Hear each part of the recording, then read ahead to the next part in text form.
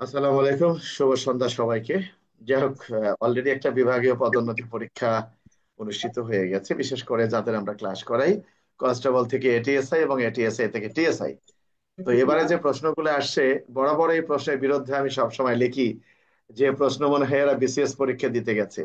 আর যাদের আমরা ক্লাস নেই, বিশেষ করে এটিএসআই টিএসআই, তারা মনে করে তাদেরকে মনে হয় আমি বড় কিছু ভুল শেখাচ্ছি। তারা সবসময় মনে করে যে এটিএসআই টিএসআই শুধুমাত্র তাদের সড়ক পরিবহন আইন পড়লেই চলবে। আসলে কর্তৃপক্ষ যে সকল প্রশ্ন করেন, আজকে নাই কর্তৃপক্ষের প্রশ্নেরও আসলে এরকম একটা ওনাদেরও একটা চিন্তা ভাবনা এরকম থাকে না। ওনাদের মনে হয় যে তাকে এমন প্রশ্ন দেবো যাতে সে পাশ করতে না পারে, এরকমই মনে হতে পারে। যাই হোক, তো আমি যাদের ক্লাস করিয়েছি আমার এখানে ওইরকম নাই।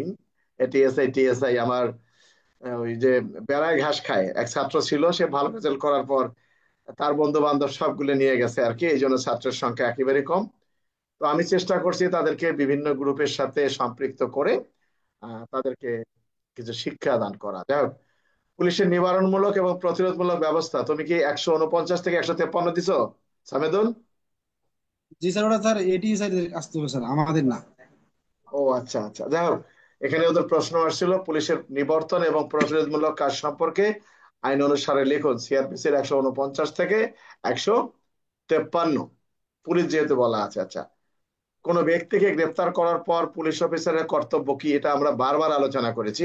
পুলিশ অফিসারের কর্তব্য কি গ্রেপ্তার করার পর, যেটা কিনা সিআরপিসির সংশোধনীতে চলে আসছে 46-এর ক, তাই না? সমন ও জি গ্রেপ্তারি স্যার। পরোয়ানার মধ্যে পার্থক্য লিখুন। সমন ও ওয়ারেন্ট জারির পদ্ধতি আলোচনা করুন। সমন এবং ওয়ারেন্ট জারির পদ্ধতি, হ্যাঁ ঠিক আছে।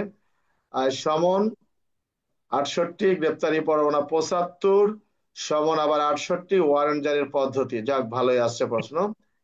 আহ কোন পুলিশ কর্মকর্তা ভুয়া রেজিস্ট্রেশন সনদ কাগজপত্র সম্বলিত মোটরযান আটক করলে কিভাবে উক্ত মোটরযানটি নিষ্পত্তি করবেন তার পদ্ধতি আলোচনা করুন। এটা সড়ক পরিবহনের কত ধারা, সামিদুল? 115 স্যার। এখানে কি বলা হয়েছে? মোটরযানটির নিষ্পত্তির কথা বলা হয়েছে, তাহলে এখানে ওরা তো 115 দেয় নাই। স্যার 115 হবে এটা স্যার। আচ্ছা, এটা এখন একশো দিছে পনেরো কিনা হবে। জানি না। তার মানে ওর কি অপরাধ আছে সেটা বলে নাই, বলছে যানবাহনটা কিভাবে নিষ্পত্তি করতে হবে সেটা বলা আছে, এই তো নাকি?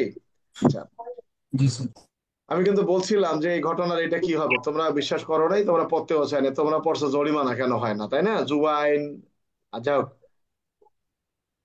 কোন মোটর যান থেকে উদ্ভূত দুর্ঘটনার ফলে আঘাতপ্রাপ্ত ব্যক্তি, এটা কত দিছো, 61? এটা 100টি হবে স্যার, হ্যাঁ। আচ্ছা, কোন পোশাকধারী পুলিশ অফিসারের সামনে কোন ব্যক্তি সড়ক পরিবহন আইনের লঙ্ঘন করলে, এটা কত দিছো, 110? 110। আচ্ছা, নারী ও শিশু নির্যাতন দমন আইন সংশোধনের অধীনে রুজুকৃত মামলার সাক্ষীর প্রতি সমন জারির পদ্ধতি আলোচনা করুন। 24 ধারা এটা আছে, জানো তো? এই জি সমনটা স্যার। যে বর্তমানে ইয়ার সংশোধনী 2025 কি দিছে, এটা যে ইলেকট্রনিক মাধ্যমে যে জারি করা যাবে, জানো? ওইটা 24-এ 4 আছে স্যার। আর এইটা নারী শিশু 24/4 আছে স্যার। আচ্ছা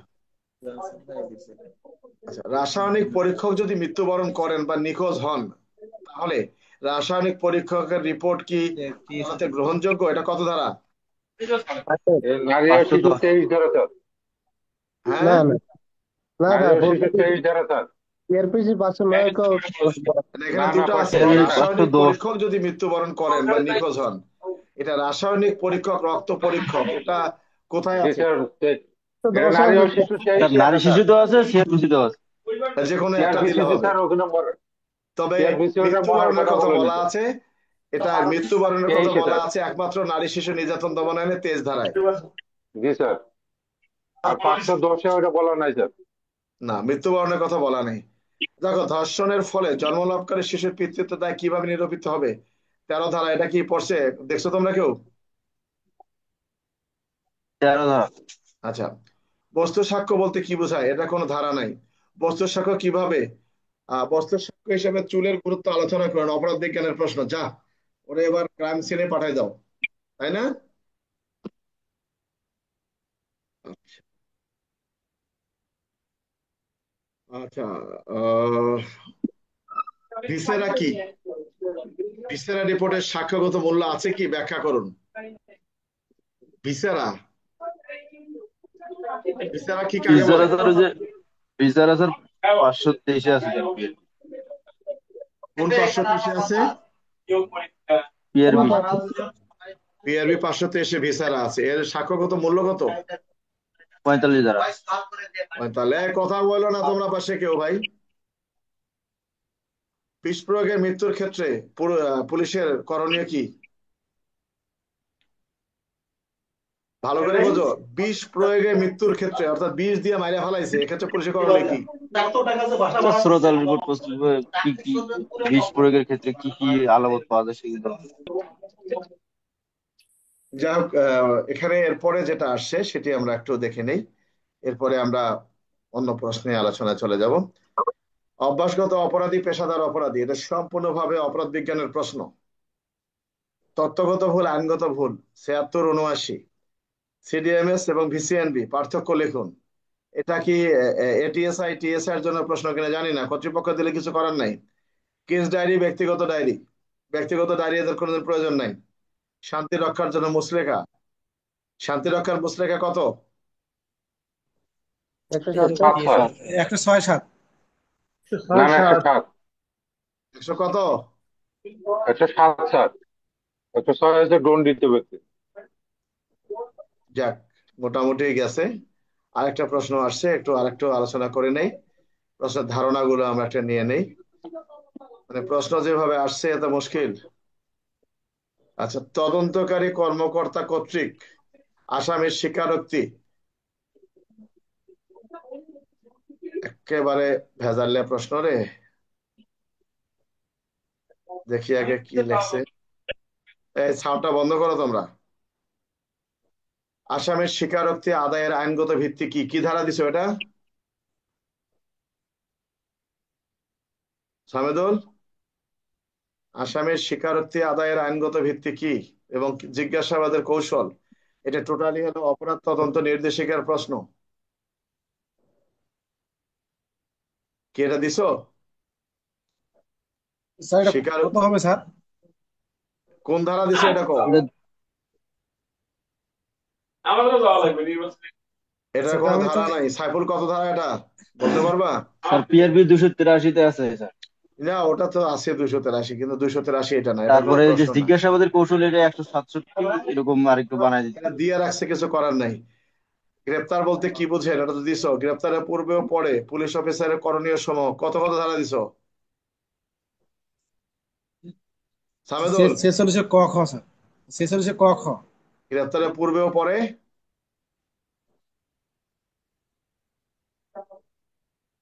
স্যার পূর্বে আছে 46 ক এবং পরে আছে 46 খ। সমন ওয়ারেন্ট, দস্যুতা, তদন্ত, অনুসন্ধান। আচ্ছা, রুট পারমিট কাকে বলে, এটা তো পারছো। অপমৃত্যু বলতে কি বোঝায়, অপমৃত্যু কখন হত্যা মামলা রূপান্তরিত হয়, কি দিছো এটা? 174-99 সেটা। হ্যাঁ, এটা প্রশ্ন বিসিএস এর প্রশ্ন, বিসিএস এর প্রশ্ন ফেলছে। এটা কে রে বাবা এটা? আমি বারবার করে বলতেছি সাউন্ডটা বন্ধ করতে। বিসিএস এর আর অবিসিএস এর না, পরীক্ষা গেলে যেমন একজন এএসআই কোনো একটি বেআইনি সমাবেশের সংবাদ পেয়ে ঘটনাস্থলে গেলেন, তিনি কয়েকজনকে আটক করলেন, কিভাবে প্রমাণ করবেন তারা সবাই বেআইনি সমাবেশে ছিল? কি দিছো সাবেদুল? স্যার আচ্ছা, বাদ দাও, বুঝছি। তোমাদের একই প্রশ্ন 3 বার আসছে। বেআইনি সমাবেশ কাকে বলে, কখন একটি আইনি সমাবেশ বেআইনি সমাবেশে পরিণত হয়? বাদ দাও সব, আমরা আলোচনায় চলে যাই। তোমাদের প্রশ্ন যা হয়েছে হয়েছে, না পড়লে যেটা হয়, বারবার করে বলা হয়েছিল যে তোমরা মুখস্থ করবা, সাউন্ডটা বন্ধ করবা সবাই। তোমরা মুখস্থ করো নাই। তোমাদের উদ্দেশ্য ছিল যে আমাদের বই দেখে পরীক্ষা, আমাদের আবার মুখস্থ করার দরকার কি? এটা সাজাটা তোমরাই পাবা। জানি না তোমরা পাস করবা কিনা। আমরা চলে আসি আজকের আলোচনায়। আগামীকালকে এএসআই থেকে সাব ইন্সপেক্টর বিভাগীয় পদোন্নতি পরীক্ষা আছে। কালকে কি উইথ বুক না উইদাউট বুক মনির? ফারুক কি পরীক্ষা? Without sir, without. পুস্তক ব্যতীত। পুস্তক ব্যতীত। আচ্ছা, পুস্তক একজন সরকারি কর্মচারী ফৌজদারি অপরাধে অভিযুক্ত হলে সে কি কোনো ধরনের আইনি সহায়তা পেতে পারেন? এটা কত ধারা? ধারা বলবো সবাই। 24 ধারা স্যার। 24 ধারা। 24 ধারা। কখন তিনি পাবেন না?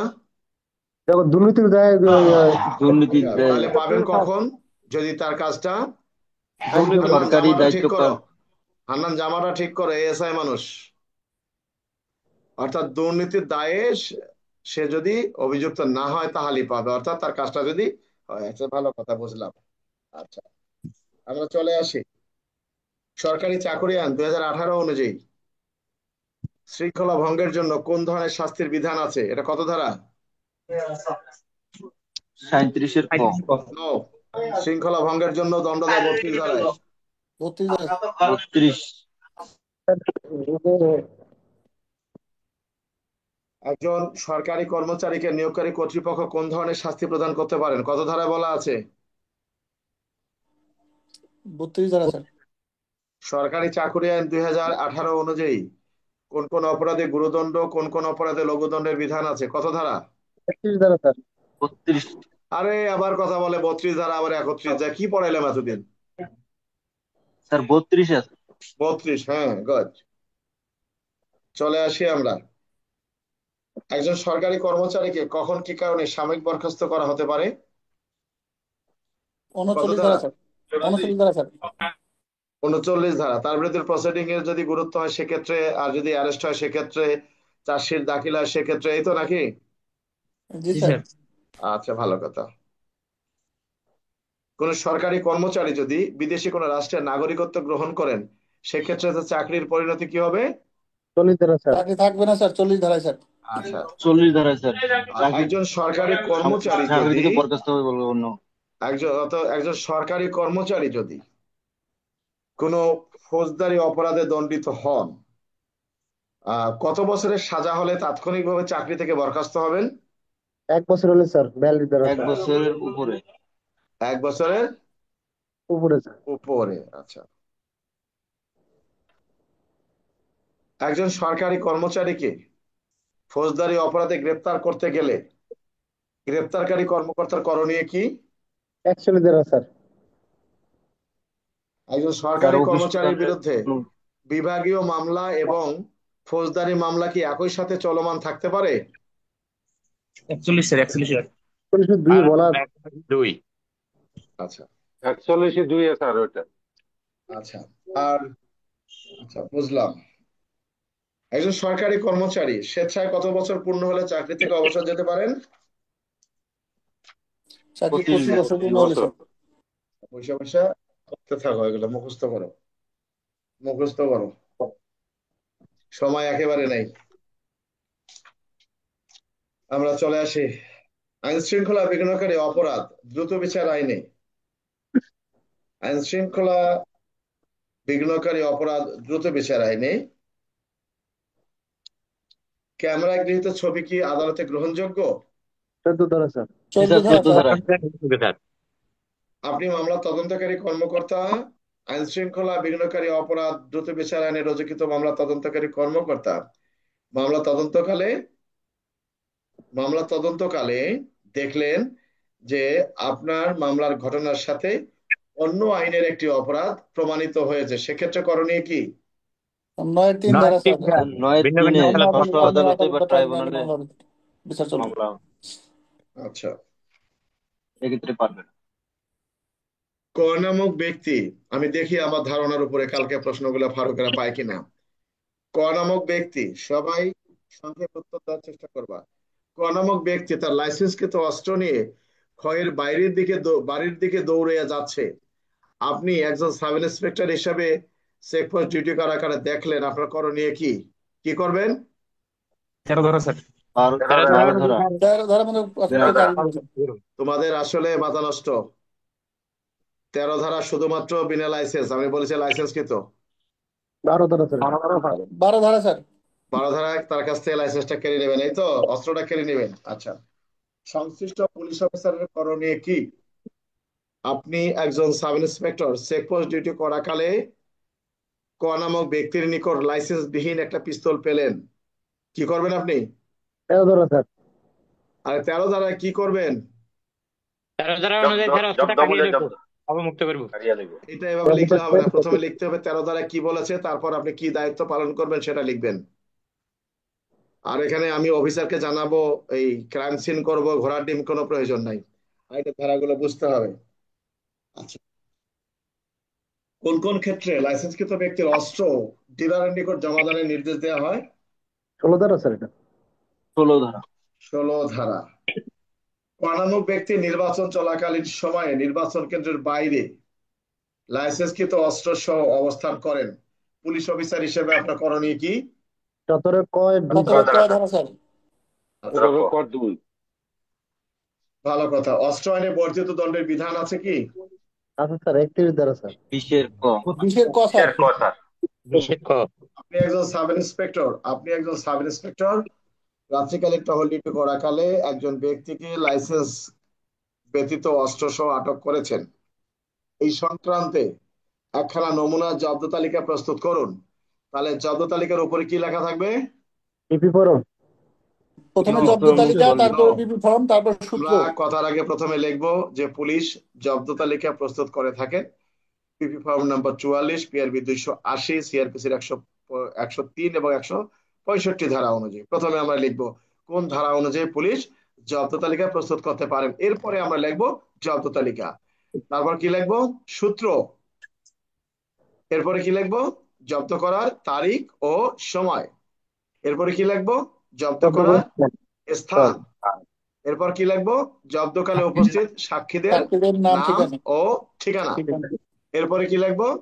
আলামতের বর্ণনা। জব্দকৃত আলামতের বর্ণনা, এরপরে কি লিখবো? জব্দকালে উপস্থিত সাক্ষীদের স্বাক্ষর, এরপরে কি লিখবো? প্রস্তুতকারী কর্মকর্তা। প্রয়োজনে আমরা অপশনাল লিখতে পারি, যার কাছ থেকে অস্ত্রটি পেয়েছি তার স্বাক্ষর বা টিপসই। বিষয়টা ক্লিয়ার? আচ্ছা, এই ক্ষেত্রে আবার এমন হতে পারে যে আপনি এক জায়গায় একটা অস্ত্র উদ্ধার করেছেন, এই সংক্রান্তে আপনি একটা নমুনা এজাহার প্রস্তুত করুন, তখন কিন্তু একটা এজাহার দিতে হবে। অর্থাৎ প্রশ্নে যদি বলা থাকে ক নামক পুলিশ অফিসার রাত্রিকালীন টহল ডিউটি করাকালে এত ঘটিকার সময় অমুক চৌরাস্তার মোড়ে গোপন সংবাদে জানতে পারেন যে অমুক নামক ব্যক্তি অবৈধ অস্ত্র সহকারে অমুক স্থানে অবস্থান করতেছেন, তিনি উক্ত সংবাদের ভিত্তিতে এতটার সময় যান এবং অমুক ব্যক্তিকে গ্রেপ্তার করে তার কাছ থেকে একটা 9mm পিস্তল উদ্ধার করেন, আলোচ্য প্রশ্নের ভিত্তিতে একখানা এজাহার লিপিবদ্ধ করুন। তার মানে প্রশ্নে যা উল্লেখ করা আছে, কতটার সময় সংবাদ পেলেন, কোন স্থানে, কোন ব্যক্তি, ওইটা অবশ্যই প্রশ্নের উত্তরে লিখতে হবে এজাহারে। বিষয়টা ক্লিয়ার?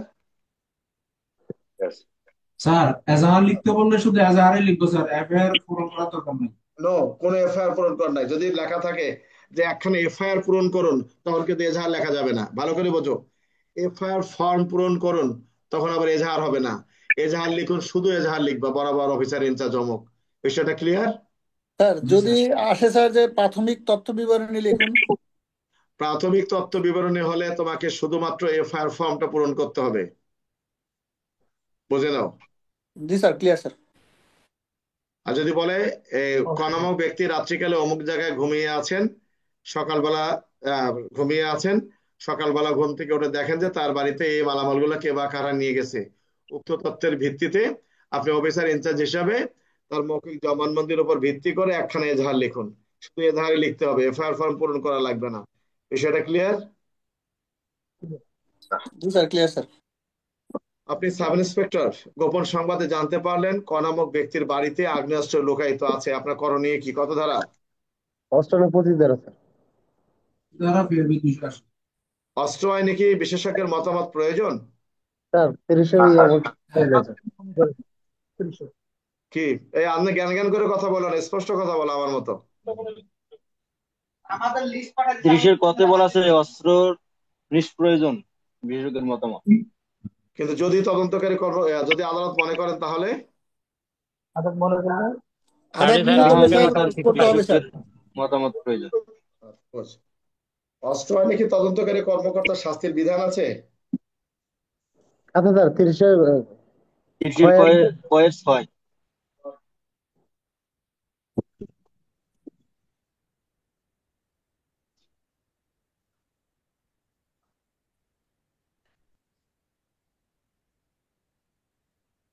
এই যে বেটা কেরা কই। আচ্ছা, যাক। বিস্ফোরক দ্রব্যাদি আইন, বিস্ফোরক আইনের তদন্তকারী কর্মকর্তা কি শাস্তির বিধান আছে? আছে স্যার, ছয়ের খয়ের স্যার। ছয়ের ছয়ের খয়ের ছয় স্যার। ছয়ের খয়ের ছয়, গুড। বিশেষ ক্ষমতা আইন 1974, অন্তর্ঘাতী কাজ কোনগুলো? কত ধারা? দুইয়ের চ সংজ্ঞা 15 দ্বারা স্যার। 15 15 ধারা। ধারায় অন্তর্গত। কে কি অপরাধ করলেন ব্যাখ্যা দিন। ক নামক ব্যক্তি রেল লাইনের দুটো নাট বল্টু খুলে রাখলেন? এটা 15 দ্বারা স্যার, তার অন্তর্গত 15 15 স্যার। ধারা। ধারা।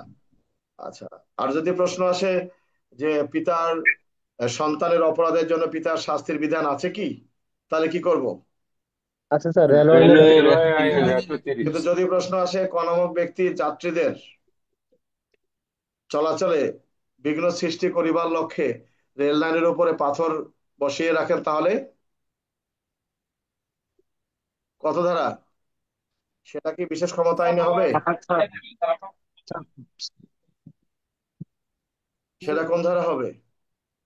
কালকে পরীক্ষা, রেলওয়ে বলে 108। দিলাম, যেটা প্রয়োজন তোমাদের।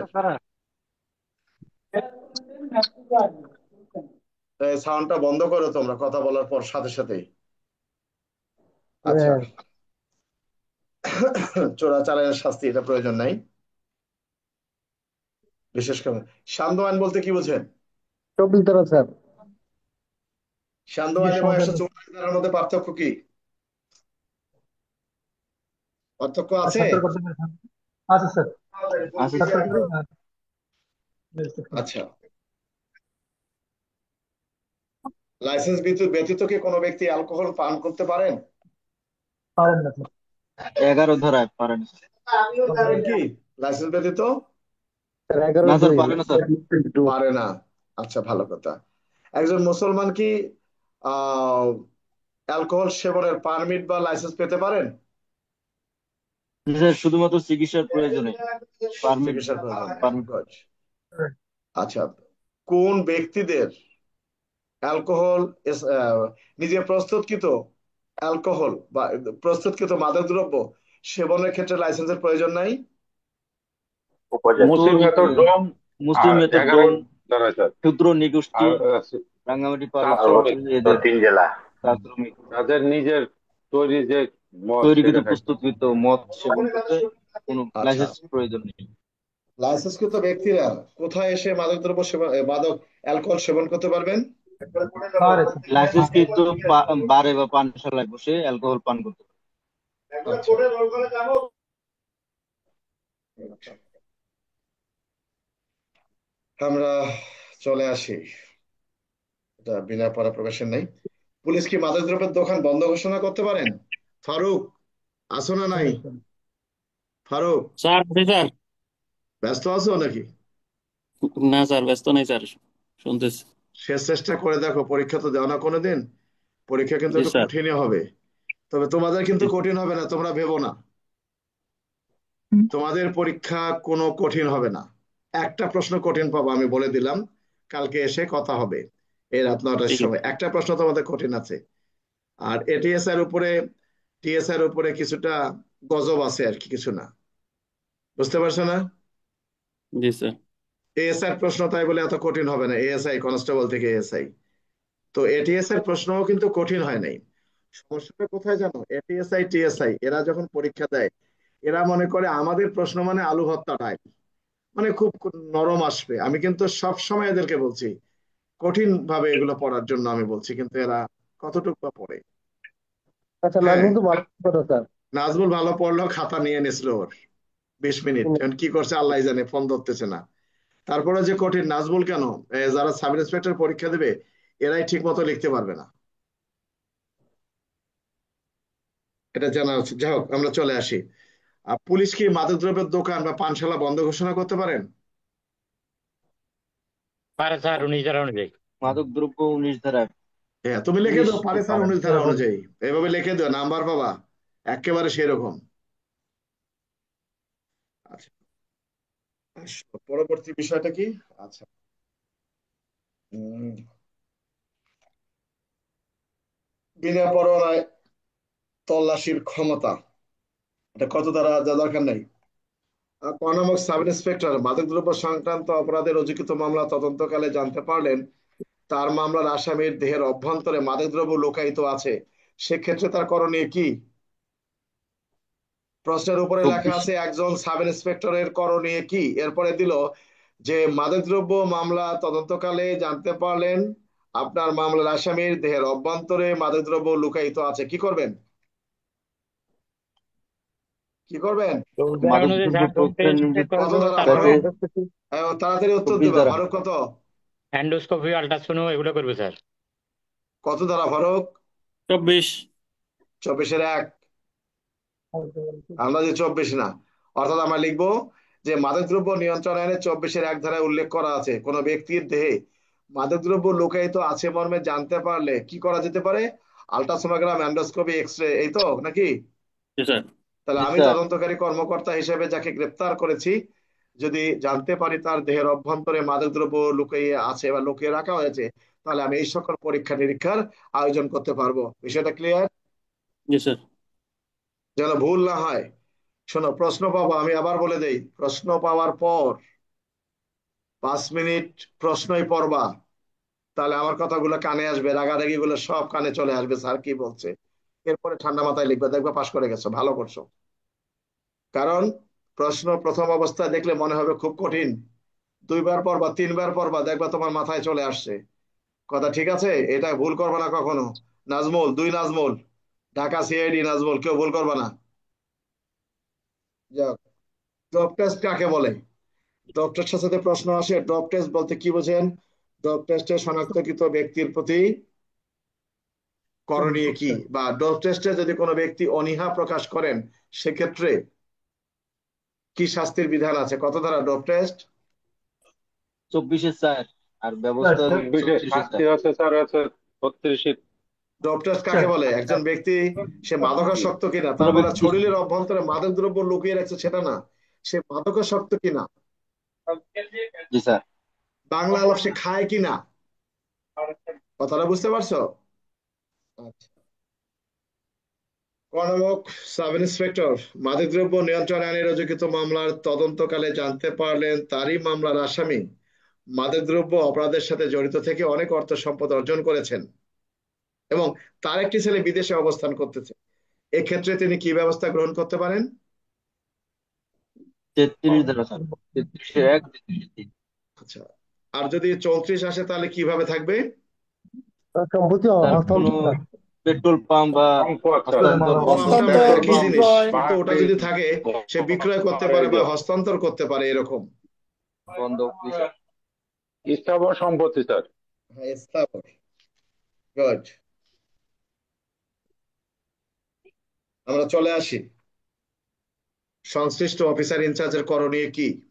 একজন অফিসার ইনচার্জের করণীয় কি? মাদকদ্রব্য সংক্রান্ত অপরাধের সাথে সরকারি কাজে ব্যবহৃত গাড়িটি আটক হয়েছে, কি লিখবো? এটা কত ধারা? 26-এর 3 স্যার। 26-এর 3 স্যার। 26-এ বলা আছে যে সরকারি কোনো যানবাহনে মাদকদ্রব্য বহন করা কালে যদি এই মাদকদ্রব্য সহ সরকারি যানবাহনটা আটক করা হয়, সেখানে যদি ব্যবহারকারী না থাকেন তাহলে কি করবে? ওই যে অফিসার ইনচার্জ বা ডিউটি অফিসার যিনি মামলা রেকর্ড করবেন তিনি দিতে পারবেন কাকে? ওই যে গাড়িটা যিনি ব্যবহার করেন তাকে দিতে পারবেন জিম্মায়, আদালতের অনুমতি ব্যতীত। যদি কখনো প্রশ্ন আসে যে মাদকদ্রব্য নিয়ন্ত্রণ আইন 2018 অনুযায়ী আদালতের অনুমতি ব্যতীত কখন একটি আলামত অফিসার ইনচার্জ জিম্মায় প্রদান করতে পারেন, একটা মাত্র ক্ষেত্রে পারেন, এই এখানে। বিষয়টা ক্লিয়ার? 26-এর 3। আবার ভুলে যাও না 26-এর 7-এ, 26-এর 5-এ। চলে আসি 26-26 যা আছে বাজেয়াপ্তকরণ দরকার নাই, তোমরা একটু পড়ে নিও। তারপরে 26 পড়ে গেল, চলে আসি মাদকদ্রব্য নিয়ন্ত্রণ আইনে বর্ধিত দণ্ডের বিধান আছে কি? 36-এর মাদকদ্রব্য নিয়ন্ত্রণ আইন 36-এর 2 স্যার। 2018 অনুযায়ী কখন কি কারণে আদালত একজন ব্যক্তিকে বর্ধিত দণ্ড প্রদান করতে পারেন? দ্বিতীয়বারে একই অবরোধ করলে স্যার। কোন আইনের তৃতীয় দণ্ডের বিধান আছে। মাদক দ্রব্য আইন স্যার 34-3 স্যার। 34-3 স্যার। 34-3 আচ্ছা, আমরা কি দেখলাম যে ডোপ টেস্টে শনাক্তকৃত ব্যক্তির প্রতি করণীয় কি, তাকে হাসপাতালে চিকিৎসার জন্য পাঠাবো, নিজের খরচে চিকিৎসা করবে, এই তো নাকি? জি স্যার। সে যদি ডোপ টেস্টে শনাক্তকৃত ব্যক্তি যদি চিকিৎসা গ্রহণে অনীহা প্রকাশ করে তাহলে তাহলে তার বিরুদ্ধে ব্যবস্থা গ্রহণ করা যাবে স্যার। কত ধারায়? 36-4 36-4 36-এ প্রশ্ন আসছিল, 4-এই আছে স্যার। কথা কম, সংক্ষেপে বলে ছেড়ে দিবা। মনে হচ্ছে যে কুত্তা পিছনে দৌড়াচ্ছে, আমি দৌড়াচ্ছি, কারণ পরীক্ষা তোমার রাত পোহালে, কিছু সময় দিতে হবে তোমাকে। মনে করো প্রশ্ন আসছে, ক নামক চা শ্রমিক বা ডোম, লাশ কাটা ঘরের ডোম মাতাল অবস্থায় রাস্তায় ঘোরাফেরা করলেন, এটা কত ধারায়? 36-5 স্যার। 34-5 স্যার।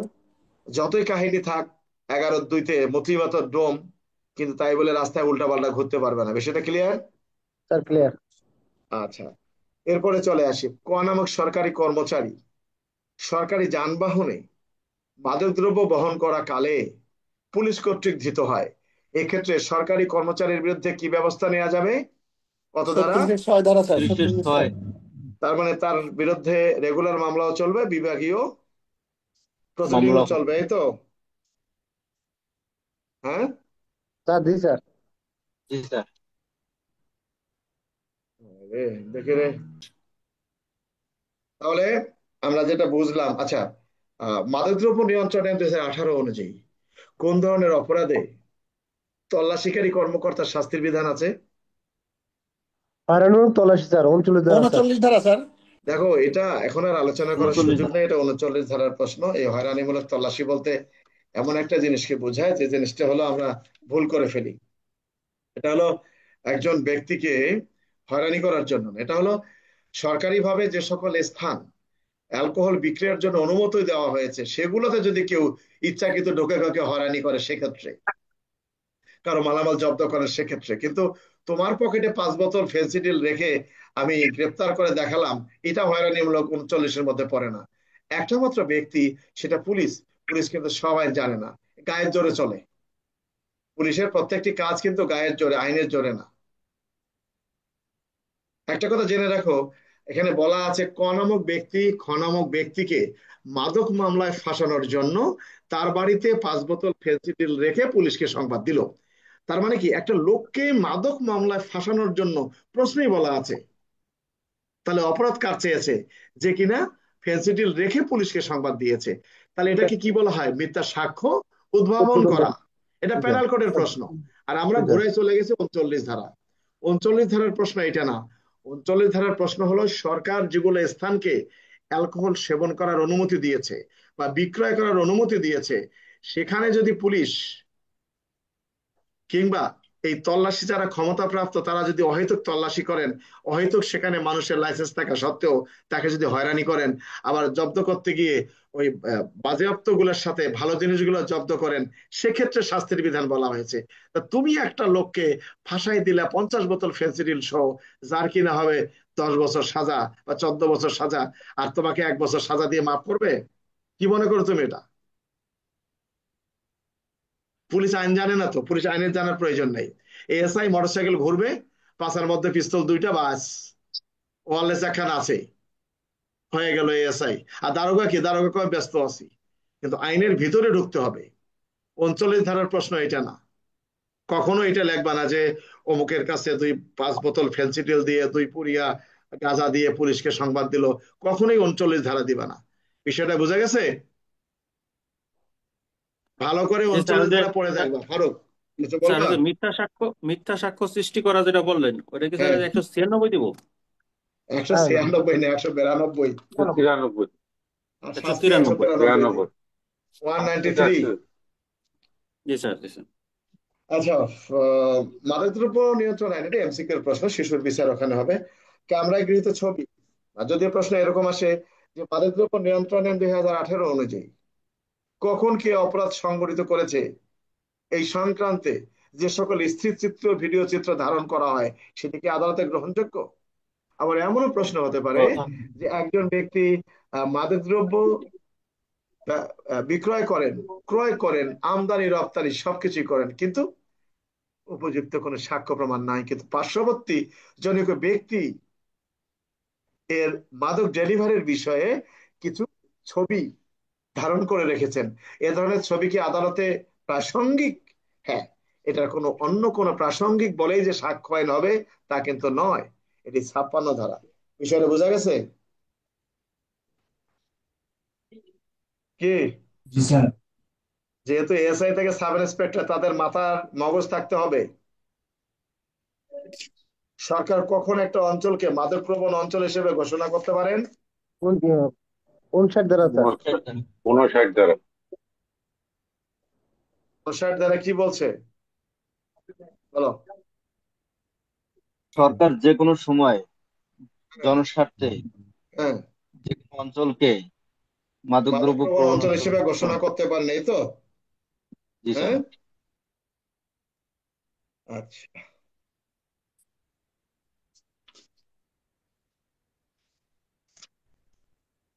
সারা 2 নম্বর দেশটাতে ভর্তি হয়ে গেছে।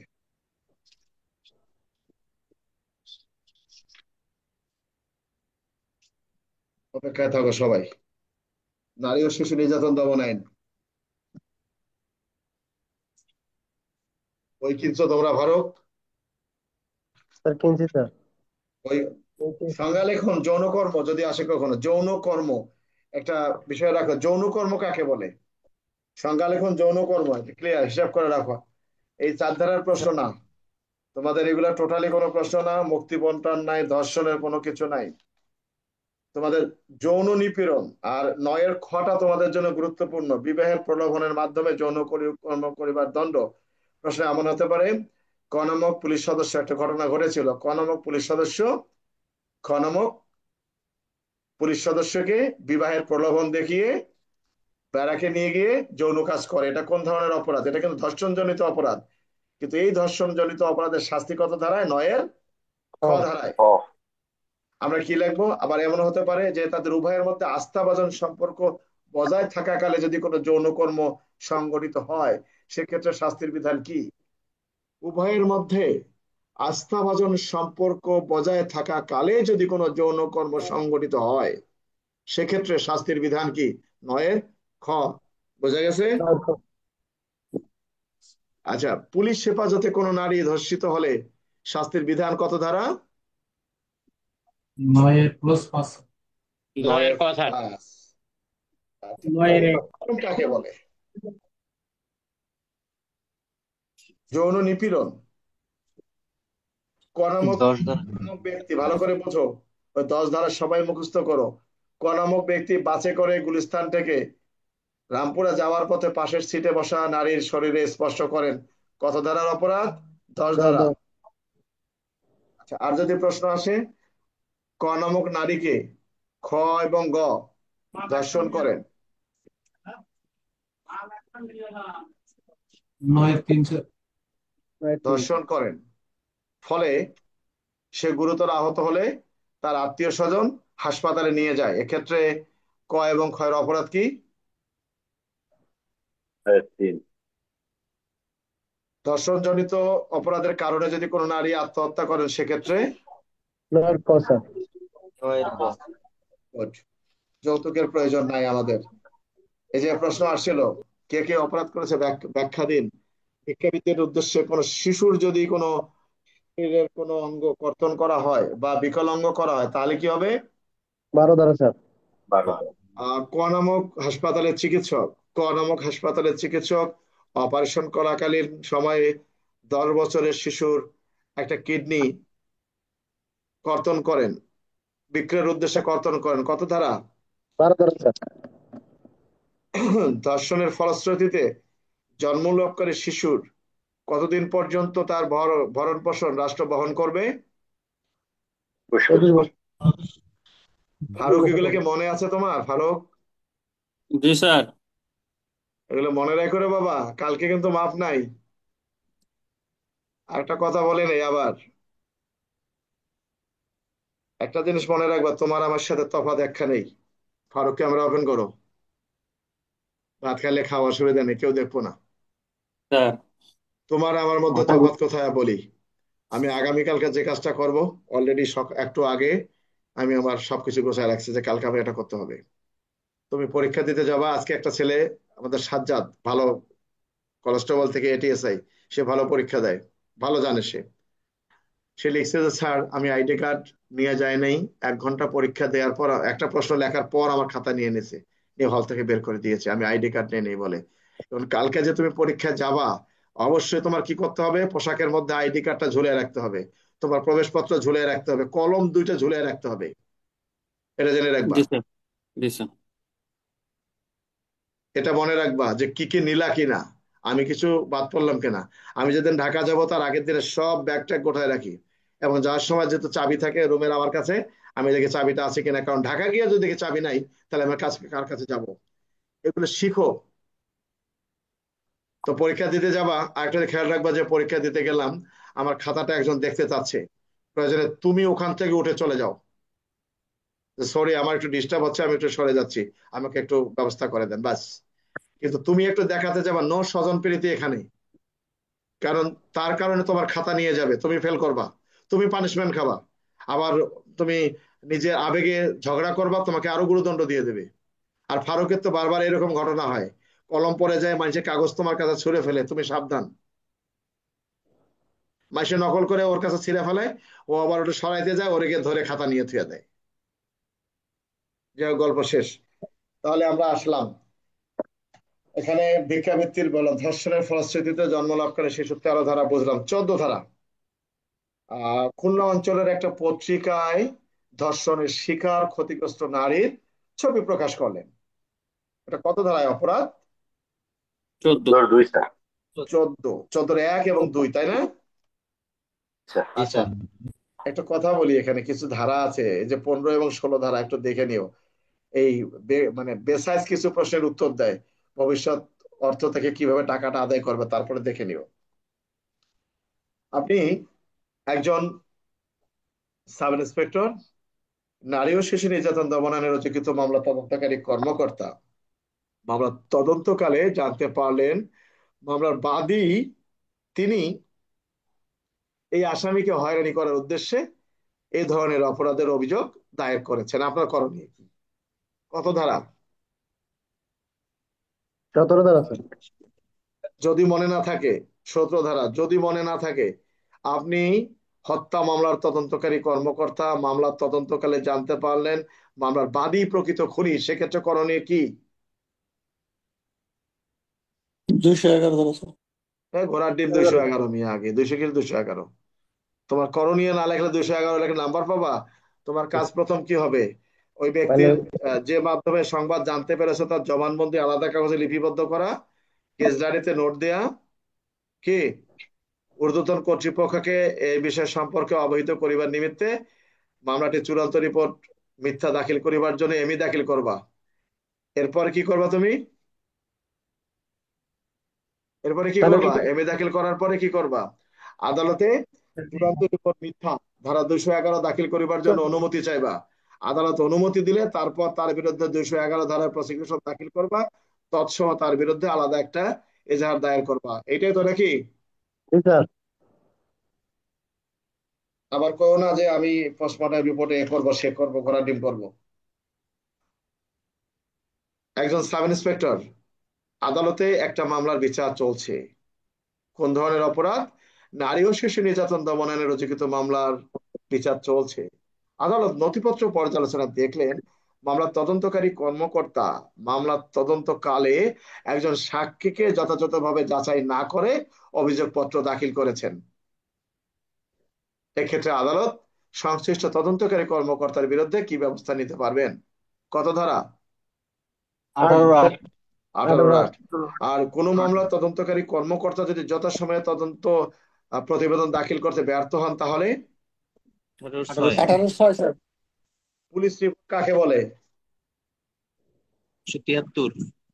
173। ভুলেও কখনো লেখো না সিআরপিসি, লিখবা সিআরপিসি, ভুলে লেখো না সিআরপিসির 173, পিআরবি 272, 275, নো। পুলিশ রিপোর্ট শুধুমাত্র সিআরপিসির 173 ধারা। বিষয়টা ক্লিয়ার? অর্থাৎ ফৌজদারি অপরাধে রুজুকৃত মামলার তদন্তকারী কর্মকর্তা তার মামলার তদন্ত সমাপ্ত করে সিআরপিসির 173 ধারা অনুযায়ী আদালতে যে প্রতিবেদনটা দাখিল করেন তাহাই পুলিশ রিপোর্ট। বিষয়টা ক্লিয়ার? আচ্ছা, এই সিআরপিসির কিন্তু একটা সংশোধন হয়েছে, জানো তো তোমরা নাকি? এই 173-এর একটা যুক্ত হয়েছে না? 173 ক অন্তর্বর্তীকালীন তদন্ত। আচ্ছা, এখানে কি করতে পারবেন? কই গেল রে বাবা? কি করতে পারবেন তদন্তকারী কর্মকর্তা, সিনিয়র কর্মকর্তা কি করতে পারবেন? অন্তর্বর্তীকালীন তদন্ত রিপোর্ট দাখিল করতে পারবেন স্যার। তারা এটা নির্দেশনা দিতে পারবেন। যদি প্রশ্ন এরকম আছে যে মামলায় আপনি তদন্তকারী কর্মকর্তা হিসেবে যে মামলায় অভিযোগপত্র দাখিল করেছেন বা যে মামলায় একজন আসামিকে অব্যাহতি দিয়েছেন, ঊর্ধ্বতন কর্তৃপক্ষ কি পুনরায় সেই আসামিকে মামলায় সম্পৃক্ত করতে পারেন? এটা মনে রাখবা। বস্তা বাঁধে বই বার করা লাগে, বই আছে সালের কয়েক হাজার টাকার, 50-এর উপরে আছে বই। তার বিরুদ্ধে যদি পর্যাপ্ত সাক্ষ্য প্রমাণ পাওয়া যায় সেক্ষেত্রে আমি কথাটা বলছি না, কথাটা ওইটা না, আমি যেটা আলোচনা করতেছি এখানে এখানে যে কথাটি বলছে যে অন্তর্বর্তীকালীন যে রিপোর্ট, এটা কর্তৃপক্ষকে জানার জন্য যে আমরা এমই দাখিল করি সেরকমই একটা রিপোর্ট দিতে বলছে। তারা যদি পর্যালোচনা করে দেখে যে তুমি এই অন্তর্বর্তীকালীন তদন্ত রিপোর্টে যদি দেখে যে একজনকে তুমি বাদ দিয়েছো, তারাও কিন্তু আবার তাকে সম্পৃক্ত করতে পারবে, করে তোমাকে অভিযোগপত্র বা প্রতিবেদন দাখিলের জন্য নির্দেশ দিতে পারবে। জানো সেটা নাকি? যাচ্ছি যখন আসবো। আমরা চলে আসি, আপনি নারী ও শিশু নির্যাতন দমন আইনে প্রযোজিত মামলার তদন্তকারী কর্মকর্তা মামলা তদন্তকালে নারী ও শিশু নির্যাতন দমন আইনের অপরাধের সাথে প্যানাল কোডের 326 ধারার একটি অপরাধ প্রমাণিত হয়েছে। আপনার করণীয় কি? 27-3 একই সাথে 20-এর পরে যাবো, 27 27-3 সাল লিখে নেন। 27-3 কি করবে? হ্যাঁ, অর্থাৎ একই অভিযোগপত্রে দেয়া যাবে, এই তো? স্যার একই আদালতে বিচার হবে। আচ্ছা, ধর্ষণ মামলা ভিকটিম মৃত্যুবরণ করলে সেক্ষেত্রে তার জবানবন্দির প্রাসঙ্গিকতা আলোচনা করুন। কত ধারায়? 22-3 আবার লাভ দিয়ে 32-এ যাও না। যদি এরকম প্রশ্ন আসে যে ধর্ষণ মামলা সংক্রান্তে ধর্ষণের শিকার ক্ষতিগ্রস্ত নারী 22 ধারা অনুযায়ী ম্যাজিস্ট্রেটের নিকট জবানবন্দি দেওয়ার পরেও তদন্তকারী কর্মকর্তা কি মামলার চূড়ান্ত রিপোর্ট দিতে পারেন? কে? জি ফারুক, স্যার পারেন। এই প্রশ্ন কিন্তু আসছিল, বুঝো।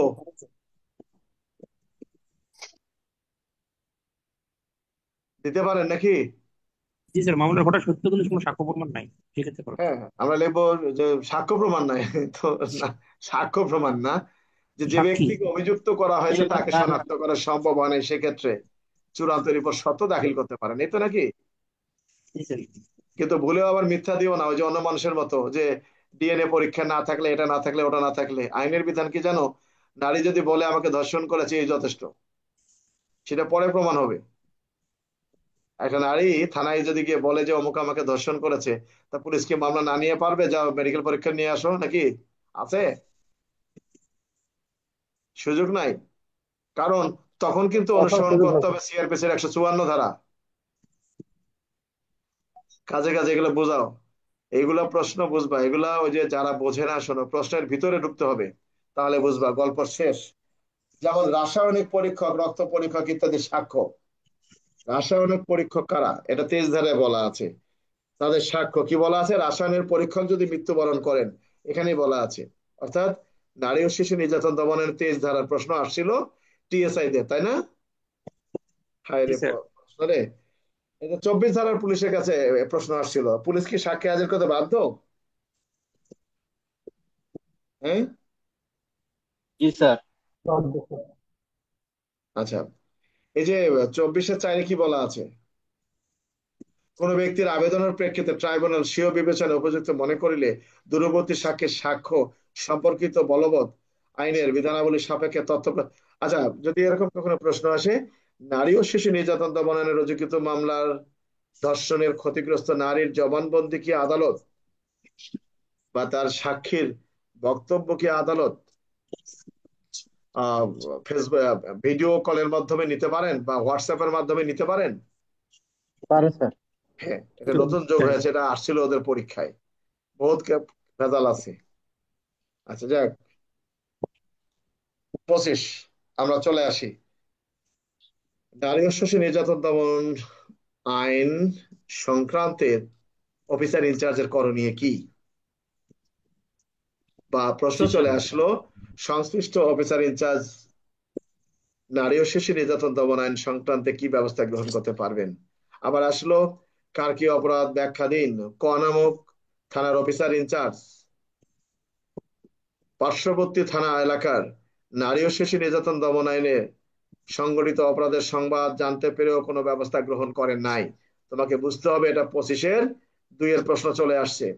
একে বলা আছে যে আসা মাত্রই আপনি এর যাচাই বাছাই না করে মামলা রেকর্ড করবেন, তার হাসপাতালে চিকিৎসার ব্যবস্থা গ্রহণ করবেন। এরপরে 2 বলা আছে যে আপনি এই অজুহাতে এজাহার ঘুরে দিতে পারবেন না যে অপরাধটি আপনার এলাকায় না। আমার থানা এলাকায় বহু আছে, আমি যে থানায় বসবাস করি আশুলিয়াতে, এরকম বহু ঘটনা ঘটে, নারী নির্যাতন না, এজাহার 6 মাস দিলেও এজাহার নিয়ে ঘুরে। বুঝতে পারছো? আমি নিজে বলছি এবং এসপি সাহেবকে বলছি, ইভেন আমি ডিআইজি সাহেবকে বলতে চাইছিলাম, চিন্তা করলাম না, বলার দরকার নাই। এসপি সাহেবকে বলছি, স্যার এরকম ঘটনা ঘটছে, মামলা নিয়ে নেই। অপরাধ কখনো বেঁচে রাখতে হয় না। আর আজকে যদি আমার বিরুদ্ধে অভিযোগ যায়, পুলিশ জিজ্ঞাসা করবে না, আরো বলবে যে রিটার্ডে এসে আরো বেশি ভেজাল শুরু করছে, এটাই বলবে। কারণ হলো এরকমই যে অপরাধ আসলে কখনোই অপরাধকে ছোট হিসেবে দেখার কোনো সুযোগ নেই, এজাহার হিসেবে নিতে হবে। এখন যদি প্রশ্ন আসে যে আপনি থানার অফিসার ইনচার্জ, আপনার নিকট ডাকাতির এই ঘটনার একটি অভিযোগ এসেছে, অভিযোগখানা পর্যালোচনা করে দেখলেন ঘটনাস্থল আপনার থানা এলাকায় নয়, তাহলে কি লিখবো, কত ধারায়? 25-2। ও, ডাকাতি এখানে হয় নাকি? এটা পিআরবি 248, স্যার। পিআরবি 248।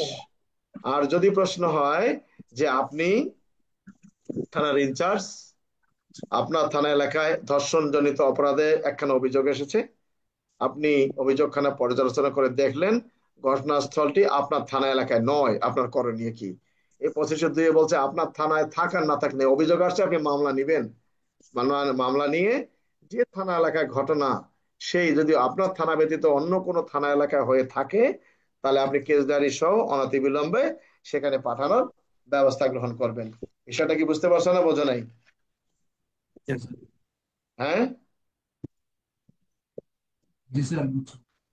কি যে বুঝবা? ধর্ষণজনিত অপরাধে রুজুকৃত মামলা তদন্তকারী কর্মকর্তা আপনি। ধর্ষণজনিত অপরাধে রুজুকৃত মামলার আপনি তদন্তকারী কর্মকর্তা। মামলা তদন্তকালে দেখতে পেলেন যে এই অপরাধের সাথে পেনাল কোডের 326 ধারার একটি অপরাধ প্রমাণিত হয়েছে, কি করবেন?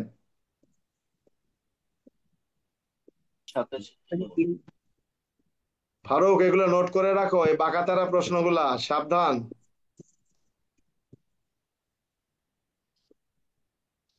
আচ্ছা যাক, নিরাপত্তা বলা, হেফাজত। আচ্ছা আমরা আসি নারী ও শিশু নির্যাতন দমন আইনে। নারী ও শিশু নির্যাতন দমন আইনে কি ডিএনএ কি বাধ্যতামূলক, বা কোন সংক্রান্ত অপরাধের কারণে অভিযুক্ত এবং ক্ষতিগ্রস্ত ব্যক্তির ডিএনএ করা আবশ্যক? আবশ্যক কি ডিএনএ করা?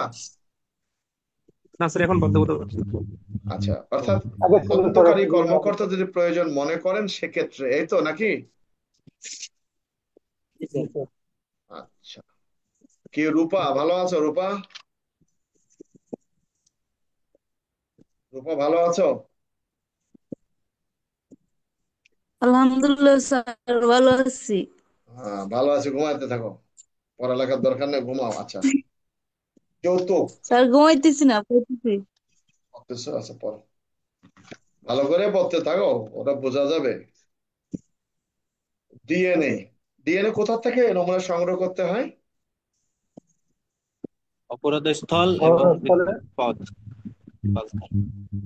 কি উদ্দেশ্যে ডিএনএ করা হয়?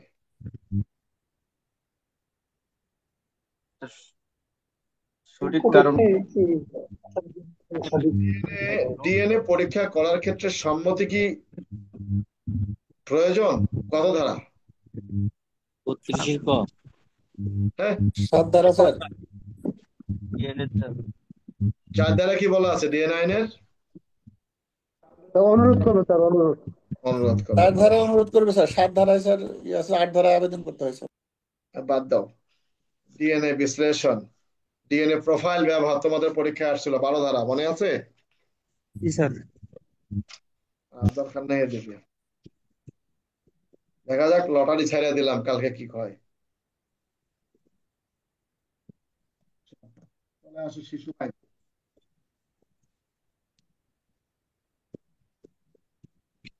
নারী শিশু তো শেষ করলাম, শিশু আইনে আসো।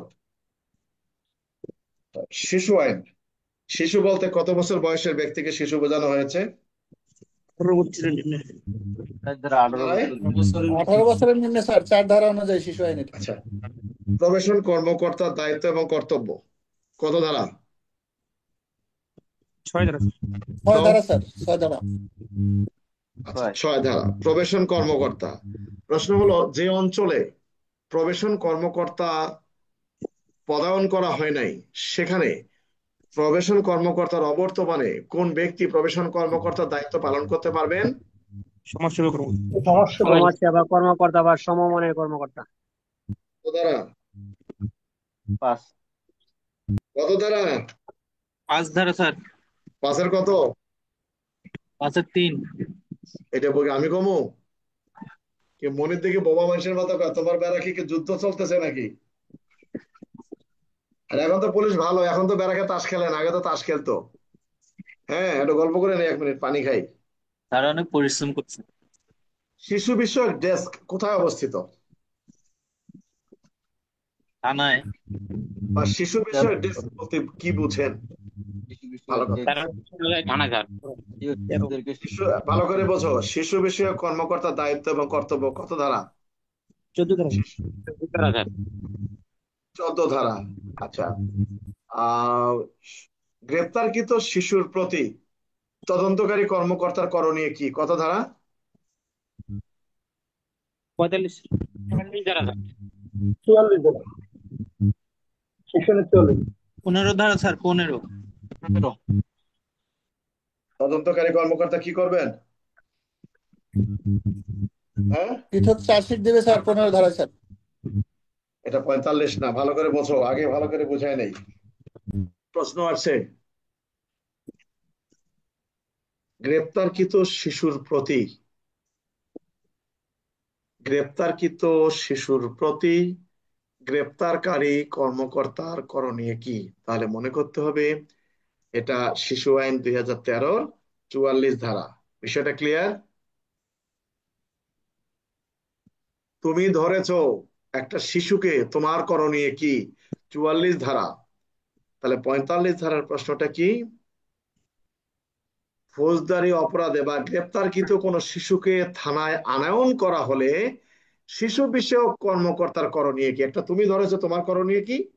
আর তুমি ধরে যখন থানায় বুঝিয়ে দিবা, সেখানে যে শিশু বিষয়ক কর্মকর্তা আছে তার করণীয় কি? বিষয়টা ক্লিয়ার? স্যার 45 ধারা 15 ধারাটা কি হবে স্যার? 15 হলো তদন্তকারী কর্মকর্তার ক্ষমতা। তদন্তকারী কর্মকর্তা সেখানে অভিযোগপত্র দাখিল করবেন, কিন্তু সেটা শিশুদের সাথে যদি বয়স্ক ব্যক্তি থাকে তাদের আলাদা আলাদা করে করতে হবে। এখানে এই বিষয়টাই উল্লেখ করা আছে। এবং শিশুর অপরাধের সাথে এখানে বলাই আছে পৃথকভাবে দিতে হবে। এটাকে প্রতিবেদনের ক্ষেত্রেও তাই, সিআর হোক জিআর হোক, ঠিক আছে?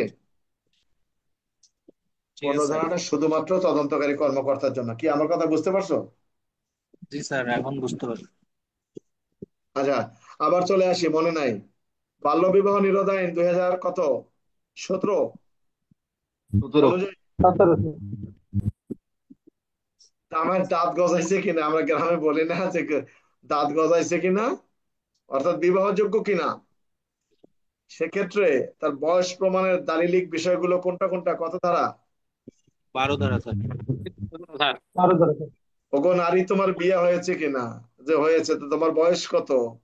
এত প্রমাণ করবা কিভাবে? 12 ধারায়, এই তো। আচ্ছা, এখন যদি প্রশ্ন আসে শিশুর বয়স প্রমাণের ক্ষেত্রে শিশুর বয়স নির্ধারণের ক্ষেত্রে তদন্তকারী কর্মকর্তার করণীয় কি? 20 ধারা স্যার। 21। অপরাধ সংঘটিত তারিখ থেকে স্যার। 21 ধারা। এটা বোঝো আগে, 21 অভিযুক্ত হোক বা না হোক, এমন কোন শিশুকে অপরাধের দায় বা কোন শিশুকে অন্য কোনো কারণে শিশু আদালতে সাক্ষ্য দানের উদ্দেশ্য ব্যতিরেকে আনয়ন করা হলে আদালতের নিকট যদি প্রতীয়মান হয় যে উক্ত শিশুর বয়স যাচাই করা প্রয়োজন, তাহলে এগুলো এখানে অনেক কিছু উল্লেখ করা আছে। আচ্ছা, শিশু আইন, দণ্ড, বিচার সমাপ্তির সময়সীমা, শিশুর উপর। আচ্ছা, একজন শিশুকে কোন ধরনের শাস্তি প্রদান করা যাবে না?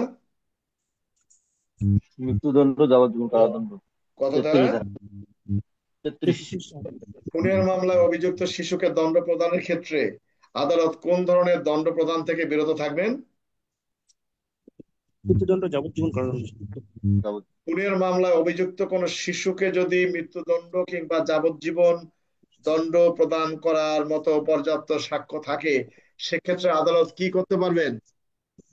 10 বছর পর্যন্ত কারাদণ্ড। স্যার কারাদণ্ড দিতে পারবে স্যার। আচ্ছা, যাক, তুমি আলমগীর ক্যামেরাটা ওপেন করো, চট্টগ্রাম তো এখান থেকে দেখা যায়, তুমি যে বসে বসে খাচ্ছ। আচ্ছা, চা খাইতেছি একটা, এই জন্য অফ করছি স্যার। হ্যাঁ, একটা চা খাচ্ছি স্যার, এই জন্য অফ করছি। খাও, ভালো হয়েছে, বেশি করে খাও। তাহলে আমরা একটা জিনিস আবার বুঝে নেই। ফারুক, শুনছো আমার কথা? জি স্যার। 44 ধারা, তুমি গ্রেপ্তার করেছো একটা শিশুকে, তোমার করণীয় কি? এক। আর যদি প্রশ্ন আসে, তুমি শিশু বিষয়ক কর্মকর্তা, হত্যা মামলায় একজন শিশুকে গ্রেপ্তার করে তোমার নিকট সোপর্দ করেছে, তোমার করণীয় কি? তাহলে তোমাকে মনে করতে হবে 45-এর 2, 3, 5 কত? 3, 4, 5। তোমরা 44-এর জায়গায় 45 দাও, 45-এর জায়গায় 44 দাও। ভালো করে বোঝো, 44 তুমি ধরে আনছো, 45 থানার যিনি শিশু বিষয়ক কর্মকর্তা তার করণীয় কি ধরে আনার পর। আর যদি প্রশ্ন আসে শিশু বিষয়ক কর্মকর্তার করণীয় কি, তাহলে শুধুমাত্র 14। বিষয়টা ক্লিয়ার? যদি বলে ধরে এনে দিয়েছে শিশু বিষয়ক কর্মকর্তার করণীয় কি, তাহলে 45। আর যদি শুধু বলে শিশু বিষয়ক কর্মকর্তার করণীয় কি, তাহলে 14। বিষয়টা কি বুঝতে পারছো ফারুক? জি স্যার। কি করবো রে বাপরে। আচ্ছা, জামিন, ফৌজদারি অপরাধে গ্রেপ্তারকৃত শিশুর জামিনের ক্ষেত্রে অনুসরণের পদ্ধতি কি? থানার অফিসার ইনচার্জ কি ফৌজদারি অপরাধে অভিযুক্ত শিশুর জামিন প্রদান করতে পারেন? শিশু আইন 2013 অনুযায়ী আলোচনা করুন। কত ধারায় বলা আছে? 52 ধারা স্যার। কোনো কারণে যদি অফিসার ইনচার্জ গ্রেপ্তারকৃত শিশুকে জামিন প্রদান করতে না পারেন, সেক্ষেত্রে তার করণীয় কি? বিকল্প পথ অবলম্বন। কি সে করবে ওনার টিম? সে আদালতে আদালতকে বের জানাবে না? 52 3 স্যার। আদালতে পাঠাই দিবে তাকে তাড়াতাড়ি, বিকল্প পন্থা নাই। যাই হোক, আচ্ছা, প্রশ্নের তো অভাব নাই। বঞ্চিত শিশু বলতে কি বোঝেন? সুবিধা বঞ্চিত শিশু কত ধারা? 89। 89 ধারা। যাক, ভালো হচ্ছে। পর্নোগ্রাফি কাকে বলে? পর্নোগ্রাফি, পর্নোগ্রাফির সংজ্ঞা কত ধারায়? 2 এর গ স্যার, পর্নোগ্রাফি আইনের। কোন স্থানে পর্নোগ্রাফি প্রস্তুতের সরঞ্জাম আছে মর্মে আপনি জানতে পারলে আপনি একজন সাব ইন্সপেক্টর হিসেবে কি ব্যবস্থা গ্রহণ করবেন? কত ধারা? 6 ধারা স্যার। 6 ধারা স্যার। 6 ধারা। অর্থাৎ পর্নোগ্রাফি আইনে সাব ইন্সপেক্টর এই স্থানে প্রবেশ করে তল্লাশি করতে পারবেন, মালামাল আটক করতে পারবেন, এই তো নাকি? স্যার আচ্ছা, পর্নোগ্রাফির দণ্ড বন্ড সবই যাবে আছে এখানে, আর নাই। সড়ক পরিবহন আইন তো আমরা দেখলাম। সড়ক পরিবহন আইনে তোমাদের প্রশ্ন না, তোমাদের নাই, থাকলে থাকবা। তবে ভুলে যাও না, তোমাদেরকে আবার বিপদে ফেলার জন্য এখান থেকে বেশি প্রশ্ন দিতে পারে যে এটা তারা পড়ে নেই। বুঝতে পারছো? আচ্ছা, তোমাদের সাথে আর একটু আলোচনা করে নেই। মেন্সরিয়া কাকে বলে? অপরাধ বিজ্ঞানের প্রশ্ন। মেন্সরিয়া দোষী মন। মেন্সরিয়া হলো দোষী মন। এটার কোনো ধারা নেই। প্রত্যেকটি মানুষের অভ্যন্তরে দোষী মন অবস্থান করে। বিবেকের তাড়নায় সময়ে সময়ে এই দোষী মনের বিষয়টা সে প্রয়োগ করে। এরপরে হলো মডাস অপারেন্ডি। সংজ্ঞা লিখুন। মডাস অপারেন্ডি অপরাধ প্রক্রিয়া। অপরাধ করার সময় অপরাধীগণ যে পদ্ধতি অনুসরণ করে অপরাধটি সংগঠিত করেন এটাকেই বলা হয় মডাস অপারেন্ডি। আর একটা হলো কি হোয়াইট কালার অপরাধ। নো, হোয়াইট কালার অপরাধী। পেশা বা ব্যবসার সুবিধার জন্য, পেশা বা ব্যবসায়ের সুবিধার জন্য এক শ্রেণীর ব্যক্তিরা অধিক মুনাফা লাভের আশায় যে অপরাধটা করে থাকেন তারাই হোয়াইট কালার অপরাধী, পেশাদার অপরাধী। এটা সব অপরাধ বিজ্ঞানের প্রশ্ন। কিশোর অপরাধী। কিশোর অপরাধীর কারণ কি কি লিখে দেবে, ধারা নাই। কিশোর অপরাধীর হওয়ার কারণ কি? পিতা মাতার মধ্যে সমঝোতার অভাব, বাচ্চারা বড়দের সাথে চলে চলে মাতব্বরি মাতব্বরি কথা কয়, সিনেমা দেখা, স্কুলে খাপ না খাওয়া, অতিরিক্ত তদারকি, এগুলো একটা কারণ। লিখে দিয়ে তুই হাটে দিয়ে আসবা।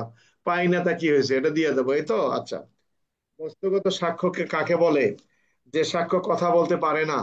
অর্থাৎ বস্তুগত সাক্ষ্য বলতে বোঝায় যে যে সাক্ষ্য কথা বলতে পারে না কিন্তু সে সাক্ষ্য একজন ব্যক্তির ন্যায় পথ নির্দেশক হিসেবে কাজ করে। সেটি হতে পারে ঘটনাস্থলে পাওয়া রক্তমাখা ছোড়া জামা কাপড়, কিংবা অপরাধীগণ কর্তৃক ফেলে যাওয়া হাতের ছাপ বা পায়ের ছাপ বা আঙ্গুলের ছাপ, বা কি জুতা, স্যান্ডেল বা সিগারেটের অবশিষ্ট অংশ। গুড, ধারা বাড়া নাই। তোমরা 115 ধারাটা পড়ো। 115 ধারাটা তোমাদের আসতে পারে সড়ক পরিবহন আইনের, যে আটককৃত যানবাহন অবমুক্তির পদ্ধতি আলোচনা করুন। বিনা হয়রানি। তোমাদের যেটা আছে যেটা হলো যে 115। আর একটা বিষয় হলো কোন কোন ক্ষেত্রে জনসাধারণের শাস্তির বিধান আছে। এখানে অনেকগুলো শাস্তি আছে জনসাধারণের। এটা জনরস দরকার নাই। এটা সন্ত্রাস বিরোধী আইন। আমরা চলে আসি যে কখন কি কারণে সরকার একটা রাজনৈতিক দলকে নিষিদ্ধ ঘোষণা করতে পারেন। কত ধারায়? 18 স্যার। 18 ধারা স্যার কোন সন্ত্রাস ধারায়? বিরোধী আইনের। সংশোধন করছি একটা স্যার, সংশোধনটা কি স্যার? সংশোধনী তো দেখি না রে বাবা। এটা স্যার ওই 18 ধারাটাই সংশোধন হয়েছে স্যার। শাস্তি মনে হয় বাড়াই দিছে, আর কিছু না। আচ্ছা, বাল্য বিবাহ নিরোধ আইন তো আমরা দেখলাম, বিধিমালা প্রয়োজন নাই। অ্যাসিড অপরাধ দমন আইন। ক নামক ব্যক্তি প্রেমে ব্যর্থ হয়ে খ নামক নারীকে অ্যাসিড নিক্ষেপ করেন, ফলে নারীটির শরীরের বিভিন্ন অঙ্গে ঝলসে যায় বা গুরুতর আঘাত হয়। তার অপরাধ কত দাঁড়ায়? 5-এর ক। এখানে কিন্তু ওই নারী শিশু আসবে না, সাবধান।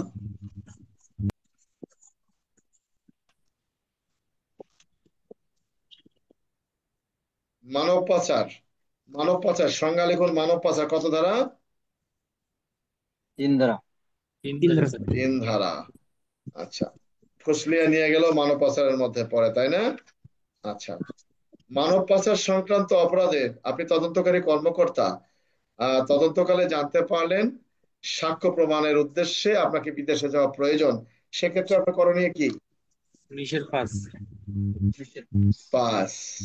আচ্ছা, আর একটা বিষয় আর বলা আছে যে প্রতিরোধমূলক তল্লাশি এবং আটক। মানব পাচার সংক্রান্ত অপরাধে পুলিশ কি বিনা পরোয়ানায় তল্লাশি করতে পারেন? কত ধারায়? 20। মানব পাচার প্রতিরোধ দমন আইন। ভালো কথা। কোনটা পড়াবো কোনটা পড়বো না, এটা হলো মুশকিল। দেখো আবার তোমাদের পুলিশ আইন আসে নাকি? একজন পুলিশ সদস্যকে কোন ধরনের অপরাধে তার অধস্তন কর্মকর্তাগণ শাস্তি প্রদান করতে পারেন, কত ধারা? 7 ধারা। 7 ধারা স্যার। প্রশ্ন একেবারে সহজ আসবে কালকে, তোমাদের যুদ্ধ করতে হবে উত্তর স্যার নাম্বার 29 পেতে ধারার গেলে। প্রশ্ন, স্যার 29 ধারার প্রশ্নটা কিভাবে আসতে পারে? 29 ধারার প্রশ্ন আগে 29 ধারায় যাই। জি স্যার। খাওয়ার অভ্যাস কমায় দাও। আমরা চলে আসি। আসছে। ক নামক পুলিশ অফিসার সাময়িক বরখাস্তকালীন থাকার সময়ে পুলিশ লাইনের বাইরে একটা মুদির দোকান খুললেন, কত ধারায় অপরাধ করলেন? 10। পার্থক্য লিখুন, অতিরিক্ত পুলিশ, বিশেষ পুলিশ। লিখতে পারবা তো নাকি? আচ্ছা 13 যতটুকু পারি ততটুকু দিয়ে দিব আর কি স্যার। আচ্ছা। বেওয়ারিশ দাবিদার বিহীন মালিকবিহীন সম্পত্তি পেলে পুলিশের করণীয় কি, কত ধারা? 25। এই ধরনের সম্পত্তি নিষ্পত্তির বিধিবিধান কত ধারা? 26, 27। সভা সমাবেশ শোভাযাত্রা নিয়ন্ত্রণে পুলিশের করণীয় কি, কত ধারা? 30-এর 1, 2, 3, 4। 3, 4। ভালো কথা।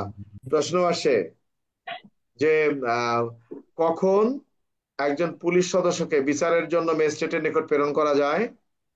29 ধারা। বিষয় নিয়ে 29 29 ধারা। ধারা। 29 ধারা 29 ধারা বিনা পাওনায় গ্রেফতার করা যায়, এই তো। আচ্ছা, নির্যাতন হেফাজতে মৃত্যু নিবারণ আইন, নির্যাতন এবং হেফাজতে মৃত্যু নিবারণ আইন 2013 অনুযায়ী মামলা রুজুর পদ্ধতি আলোচনা করুন। কিভাবে মামলা রুজু হয়? কিভাবে মামলা রুজু হয় বলো। 5 ধারা স্যার, 5 ধারা। হ্যাঁ, 5 ধারা স্যার। আরে কি 5 ধারা? আগে 4 ধারায় অভিযোগ দিতে হবে, তারপর না 5 ধারায় মামলা রেকর্ড করবে। জি জি স্যার। স্যার, 4 ধারায় বিস্তারিত বলা। 4-এ বলা আছে অভিযুক্ত ব্যক্তি না, এখানে আহত ব্যক্তি কার কাছে গিয়ে অভিযোগ করবেন? ম্যাজিস্ট্রেটের কাছে। তারপর ম্যাজিস্ট্রেট পরীক্ষা নিরীক্ষা করবেন হাসপাতালে, তারপর না পুলিশের কাছে পাঠাবেন, এই তো নাকি? জি স্যার, 24 ঘন্টার হ্যাঁ, মধ্যে একটা রিপোর্ট করে দেবো। আচ্ছা আচ্ছা। একটা জিনিস এগুলো কি বলবো আর, এত সুন্দর সুন্দর লেখছে। ঢাকা মেট্রোপলিটন পুলিশ অধ্যাদেশ, এটা একটু দেখে নিও। মেট্রোপলিটন পুলিশ কমিশনার কোন ধরনের সম্পত্তি আদালতের অনুমতি ছাড়াই বিক্রয় করে দিতে পারেন, দেখে নিও। আমরা একটা চলে আসি। আহ পারিবারিক সহিংসতা রোধকল্পে পুলিশ অফিসারের করণীয় কি, কি করবেন, কত ধারা? 4 ধারা স্যার।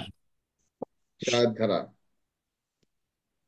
আচ্ছা, এটা কার মানে সংবাদ পেলেন, এটা দুটো জিনিস আছে, একটা হলো প্রয়োগকারী কর্মকর্তার কর্তব্য, আর একটা হলো আপনি সংবাদ জানছেন আপনার কর্তব্য। বিষয়টা বুঝতে পারছো? আচ্ছা। এই প্রশ্নটা আসছিল যে একজন ইন্সপেক্টর একটা ফ্ল্যাটে ভাড়া থাকেন, পার্শ্ববর্তী ফ্ল্যাটে যিনি ভাড়া থাকেন সেখানে একটা নারীকে বিভিন্ন সময় শারীরিক মানসিক এবং শারীরিক মানসিক এবং আহ পারিবারিক ভাবে তাকে নির্যাতন করা হচ্ছে মর্মে আপনি জানতে পেরেছেন। এই ক্ষেত্রে আপনার করণীয় কি? শারীরিক করছে দেখে কি তুমি মামলা নিবা, না এটা এটা নিবা, কোনটা? হ্যাঁ, 3, 4। আচ্ছা। জ্ঞাত আয়ের বহির্ভূত কোন সম্পদ রাখলে এটা অপরাধ কত ধারায়? 27 ধারায়। একটা বিষয় তোমাদেরকে আমি বলি, এখানে এই জিনিসটা একটু খেয়াল রাখবা, আমাদের একটা বিষয় জানার প্রয়োজন আছে। ট্র্যাপ কেস, ট্র্যাপ, ফাঁদ পাতা আসে না একটা? জি স্যার, ফাঁদ পাতা, সংজ্ঞা লিখুন ফাঁদ পাতা। এটা দুর্নীতি প্রতিরোধের নিমিত্তে তফসিলভুক্ত অপরাধে জড়িত কোনো ব্যক্তি বা ব্যক্তিবর্গকে হাতে নাতে ধৃত করিবার উদ্দেশ্যে তদন্তের দায়িত্বপ্রাপ্ত কমিশনার এর অনুমোদন ক্রমে মানে ওই টাকা টুকা দিয়ে তোমাকে ধরার ব্যবস্থা করতে পারেন। এটা হলো ফাঁদ পাতা বা ট্র্যাপ কেস। কত ধারা? 16 ধারা। কি? দুর্নীতি দমন কমিশন বিধিমালা, এটা আবার আইন না কিন্তু। আচ্ছা, এখানে আরেকটা বিষয় আছে যে আহ কখন কি কারণে একজন ব্যক্তির সম্পত্তি দুর্নীতি দমন কমিশন বিধিমালা অনুযায়ী আদালত ক্রোকের আদেশ দিতে পারেন। যাক, আমাদের বেনজির সাহেবের জমি টমি গুলো এভাবে কোন ক্রোক করছিল, ক্রোক করতে পারবেন। এখানে আইনে বিধিমালাতে উল্লেখ করা আছে ওজন পরিমাপ থোক। মানি লন্ডারিং প্রতিরোধ আইন, মানি লন্ডারিং বলতে কি বুঝেন? সম্পৃক্ত অপরাধ কাকে বলে এটা বুঝো? দুইয়ের তাল বিশ্ব। হুম, মানি লন্ডারিং, সম্পত্তি অবরুদ্ধকরণ। ওটা এটা ভারী দরকার আছে কারণ। হ্যাঁ, আরেকটা সম্পৃক্ত সম্পত্তি 28টা আছে, 28টা পারলাম না স্যার, 10-12টা দিলে হবে স্যার? ও যা দেও তাই, ওই অত পড়ানোর সময় নেই। সম্পত্তি অবরুদ্ধকরণ অর্থাৎ যদি জানতে পারে যে আপনি অবৈধ পথে অর্থ উপার্জন করে বিভিন্ন কিছু অর্জন করেছেন, অনেক টাকা পয়সা আছে, যা কেন কি বলছে সম্পত্তি অবদ্ধ বা ক্রোক, ব্যাংক হিসাব জব্দ, অনেক কিছু উল্লেখ করা আছে মানি লন্ডারিং এর, এত পড়তে পারবো না। মানি লন্ডারিং অপরাধ দমন এবং প্রতিরোধ ফাইন্যান্সিয়াল ইউনিটের ক্ষমতা এবং দায়িত্ব, এটা কিন্তু পড়ে নিও খবরদার। মানি লন্ডারিং অপরাধ দমন প্রতিরোধ বাংলাদেশ ফাইন্যান্সিয়াল ইন্টেলিজেন্স ইউনিটের ক্ষমতা এবং দায়িত্ব কি কি, এটা পড়ে নিও। আর কি পড়ামরে নাই? আচ্ছা, আমরা অস্ত্র আইন তো মোটামুটি পড়ছি নাকি? বিশের কটা পড়ছিলাম কি? বর্ধিত দণ্ড পড়াইছেন স্যার, হয় নাই? হ্যাঁ, প্রথমেও পড়াইছেন স্যার। প্রথমে পড়াইছি। চলে আসো তোমরা। সাইবার নিরাপত্তা। সাইবার সুরক্ষা, সাইবার নিরাপত্তা। আচ্ছা দেখি, এটা কি স্যার সাইবার সুরক্ষা অধ্যাদেশ হবে? 33 ধারাটাই তদন্তকারী কর্মকর্তা, আর কিছু করণীয় নাই। আচ্ছা, সাক্ষ্য আইনের যে বিষয়টা, তোমাদের সাক্ষ্য আইনের ডিজিটাল সাক্ষ্য বা ইলেকট্রনিক সাক্ষ্য বলতে কি বুঝেন? এক, সাক্ষ্য আইনে সাক্ষ্য আইনে 3 ধারা, এলিবাই 11 ধারা, 24 থেকে 30। এত পড়াইছি, এগুলো পড়াইতে হবে আবার? না, এত পড়াইতে পারবো না। তোমরা একটা জিনিস মনে রাখবা, নির্বাহী ম্যাজিস্ট্রেট এবং জুডিশিয়াল ম্যাজিস্ট্রেট এর পার্থক্য তোমাদের এখানে আসছিল 10-11। 10-11। আর একটা হলো কি ম্যাজিস্ট্রেট। তোমাদের জন্য যেটা প্রয়োজন, গ্রেপ্তারকারী কর্মকর্তার যে বিষয়টা এখানে তোমাদের জন্যও আসবে। আর সাবধান, তোমরা কিন্তু 54 ধারাটা মুখস্থ করে যাবা, ঠিক আছে? আমরা স্যার সিআরপিসির 54 ধারা মুখস্থ করে যাবা সবাই, উইদাউট বুকের প্রশ্ন যেহেতু।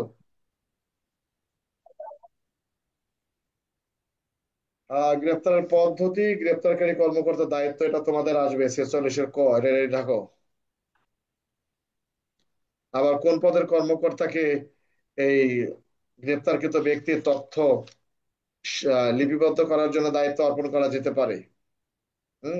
এটা তোমাদের জন্য 54 ধারার যে বক্তব্যটা, কোন কোন অপরাধে গ্রেপ্তার করা যাবে, বা এই পুলিশ 54 ধারার কোন কোন অপরাধে বিনা পরোয়ানায় গ্রেপ্তার করবেন, আর অন্যগুলো নাই তোমাদের সিআরপিসিতে। সিআরপিসিতে তোমাদের গুরুত্বপূর্ণ যেগুলো সংশ্লিষ্ট পুলিশ অফিসারের করণীয় কি 103 তোমাদের একটা আসতে পারে, যে রাষ্ট্রদ্রোহিতা সংক্রান্ত অপরাধে মামলা রুজুর পদ্ধতি আলোচনা করুন, 124, 196। আচ্ছা, বেআইনি জনতার চ্যাপ্টার সবার জন্যই তোমাদের। এটা হলো যে পুলিশ বেআইনি জনতা ছত্র ভঙ্গ করার ক্ষেত্রে পুলিশের ক্ষমতা, বা পুলিশ কোন ধরনের ক্ষমতা প্রয়োগ করতে পারে। 126, 27, অর্থাৎ 27, 28, 26 না, এটাই। সামরিক শক্তি কে আহ্বান করতে পারেন 129, এই তো। তাহলে সব তোমাদের মুখস্থ। আহ একটা জিনিস, 167টা তোমাদের প্রয়োজন আছে, 167টা সংশোধনী আসছে। এটা একটু বুঝে দিবেন স্যার। হ্যাঁ হ্যাঁ, 167 কটা স্যার একটু গুরুত্বপূর্ণ মনে হয়। আচ্ছা আমি একটু 167 খ না বাবা, 167 বিষয়টি যেটা আমি দেখে নেই। ওটা স্যার ম্যাজিস্ট্রেটের গ্রেপ্তার দায়িত্ব, দেখানো ম্যাজিস্ট্রেট। আরেক সম্পর্কিত ম্যাজিস্ট্রেটের দায়িত্ব, তোমাদের একটা প্রশ্ন তো আমি দেখছিলাম 167-তে। আচ্ছা, ওইটা কোথায় আছে? তদন্ত পদ্ধতি কত দিছে, কত ধারায় দিছে? 173 খ স্যার। স্যার 173 খ। এটা দেখে নিবা। কেস ডায়েরি, কেস ডায়েরি কি উদ্দেশ্যে রাখা হয়, কেস ডায়েরিতে কি কি বিষয় থাকে এটা দেখবা। সুরতাল তো সব পড়ানো হয়েছে।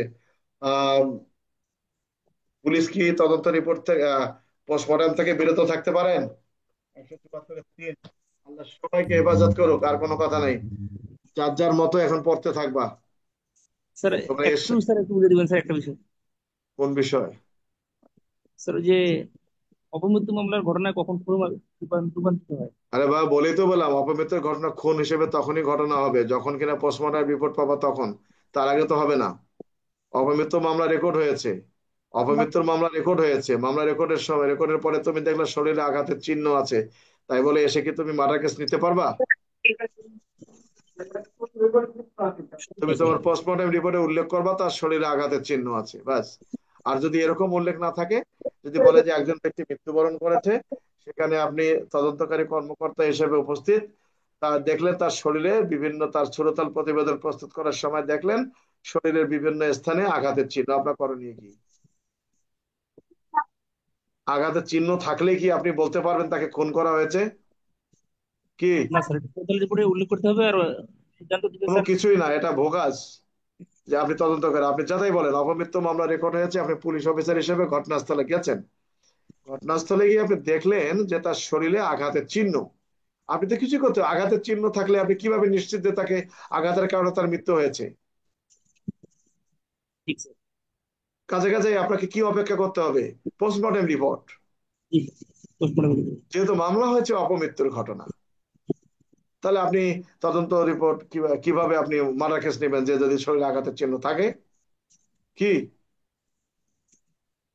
কারণ থানা তো আপনাকে জানানো হয়েছে আগেই যে এইভাবে এভাবে মারা গেছে, তো ওটাকে আপনি বাতিল করেন কিভাবে আগেই, পোস্টমর্টম রিপোর্ট ছাড়া? আর যদি সরাসরি হত্যা মামলা রুজু করে খুন করে, সে তখন তো আর এটা আসে না। কথাটা কি বুঝতে পারছো? জি স্যার, জি ঠিক আছে। আল্লাহ সবাইকে হেফাজত করুক। আর ওই যে হত্যা মামলায় লাশের গুরুত্ব কতটুকু এটা একটা দেখে নিও। সবাই ভালো থাকো, কারো কোনো কথা শুনবো না এখন আর।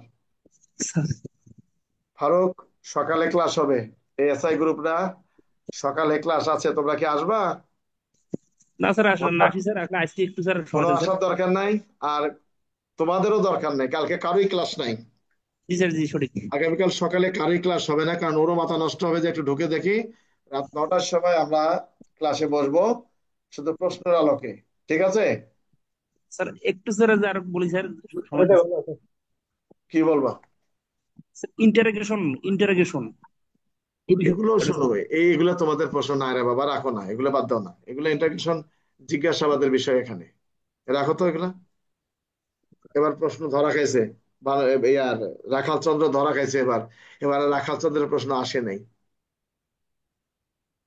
তো ঠিক আছে, ভালো থাকো সবাই, ধন্যবাদ। কাল কথা হবে রাত 9টায়, তার আগে কোনো কথা নাই, সবাই শুনে রাখো, ধন্যবাদ।